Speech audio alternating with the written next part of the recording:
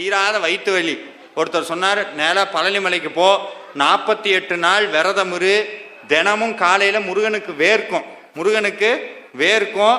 அந்த கௌபீனம் ஒன்று வரும், சாமிக்கு கட்டியிருப்பாங்க கௌபீனம், அதெல்லாம் நனைஞ்சு கீழே பாத்திரத்தில் தண்ணி தேங்கும், சாமியினுடைய வேர்வை துளி. அதுவும் போகப்பெருமான் முருகனுக்கு பூஜை பண்ணுவதற்காக ஒரு சுனையை ஏற்படுத்தி இருக்கிறார், வரட்டு ஆறுன்னு பேர்.